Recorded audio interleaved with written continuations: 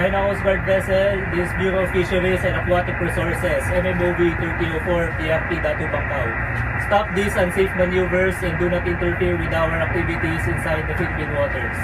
You are inside the exclusive economic zone of the Republic of the Philippines. You must stay clear for route and please review your chart. Over.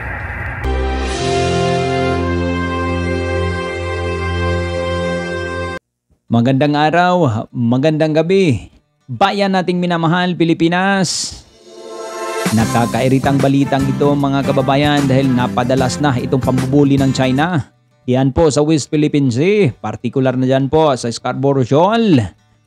Na water cannon na naman po ang ating barko na maghatid lang po sana ng tulong sa ating mangingisda diyan po sa Scarborough Shoal. At ang hindi maganda at medyo nakakainit ay dalawang barko ng Coast Guard ay pinagitaan nito at pinagtulungang i-water cannon. Ang kapal nitong mga chikwang ito. Teritoryo ng Pilipinas, tayo pang luluhod at magmamakaawa sa kanila at huwag nilang gawin yan. Sumusobra na itong mga chikwang ito. Ating panoorin mga kababayan. Medyo makakaantig, nakakaantig damdamin na mismo sa ating teritoryo ay nagawa ng mga Chinong ito. Hindi lang bulihin, kundi i-water cannon pa. Panoorin natin sabay-sabay. Tingnan nyo po. Lugmok na lugmok ako dito. Makita ito. Napakaliit ang barko ng BFAR.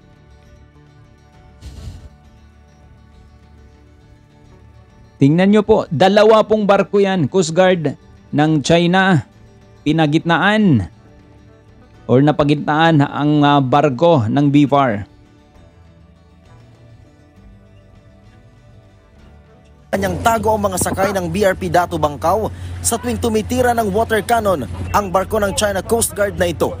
Makailang beses nasapol ng water cannon mula sa naglalakihang barko ng China. Tuloy-tuloy pa rin hanggang ngayon at ang hindi maganda dito. Tayo pa ang pinapalabas na lumampas daw ng teritoryo at nagbibigay ng provocation para sa kanila.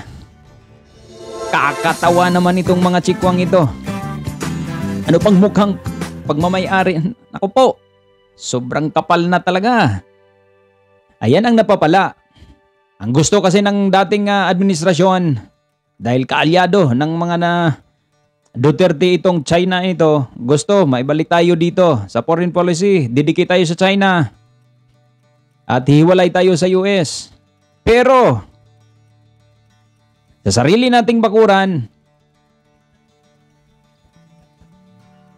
di natin mapuntahan. Tingnan mo, pati mga media, kawawa. Nakasakay sa barko, agad nagpatupad ng Code Zebra ang mission commander ng BFAR, hudyat ito, para magkubli na ang lahat sa loob ng barko. Halos katatapos lang ng isang malakas na water cannon ng China Coast Guard na ito at sa mga oras na ito ay pumuposisyon na naman sila, nakatutok na naman dito sa ating banda yung kanilang water cannon at pilit na dumidikit. Yung katatapos lang na water cannon ay nagkaroon ng damage, partikular hanggang sadyang banggain ng barko ng BFAR na ating sinasakyan. Bukod sa water cannon, tatlong beses ding binangga ang barko ng BFAR. Nung una ay pawang siyempre, mga kaliit niyan, hindi pa naman masira yung barko sa atin. Pero kalaunan, maliliit lang yung barko ng BFAR. Ang isang barko ng Chinese Maritime Militia. Makalipas ang ilang beses na pag-water cannon at pagbangga, wasak ang visat ng barko. Nayupi din ang ilang bahagi ng barko. Pasado alas 7 ng umaga ng unang makatanggap ng radio challenge ang BRP Datu Bangkao.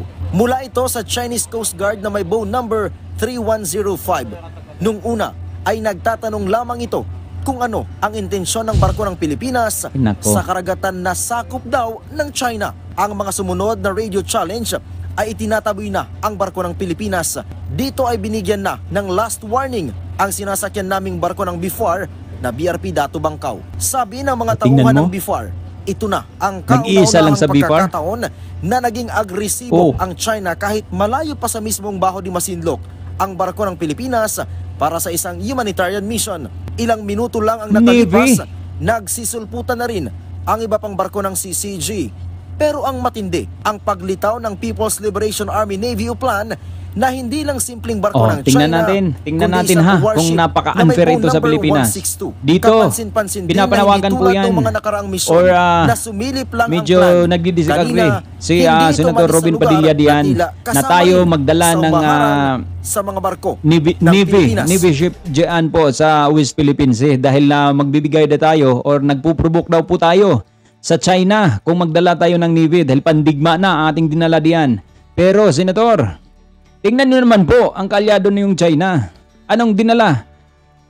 BFAR, napakaliit na barko ng Pilipinas.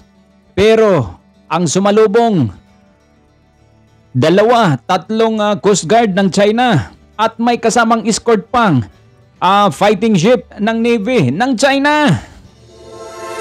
Kung hindi pa naman tayo, wala tayong Navy pinadala dyan. Navy ship, wala. Pero itong China, nasa loob sila ng area or EEZ ng Pilipinas. Ganon katuso yung mga yan. Kahit pa naman po panahon ni Duterte. Kaalyado ni Duterte ang China noon. Pinapayagan ni Duterte na napakaraming Chinese militia na pumasok sa EEZ ng Pilipinas. Hindi nga nanggugulo, pero nasa teritoryo ng Pilipinas at binabakura na nila ang area na yan. Talaga napaka-unfair ito pagdating diyan. Kaya nga wala nang maniniwala sa bansang ito Lahat na lang. Mapa-illegal man. Naku po.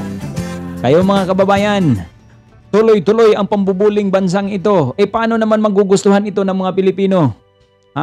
Meron ditong mga individual, pangalanan na natin, sila, Attorney Harry Roque. Yan, mga gusto sa China yan. Silis, Badoy, Isiminay. Yan ang may gusto sa China. Pero ang problema nga po dito, pilit man nilang ilapit ang puso ng mga Pinoy diyan sa China. Inakikita ang pambubuli nito at walang respeto sa mga Pilipino.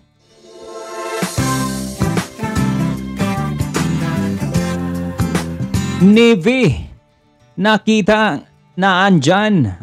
Sino nagpuprovoke ngayon? Barko ng BFAR lang maghatid ng supply sa ating mangingisda diyan, pero sinalubong at malayo pa ang Scarborough Shoal. Sinalubong na tayo ng mga barko ng China. Nag-iisa, pagtutulungan ng marami. Ano yan?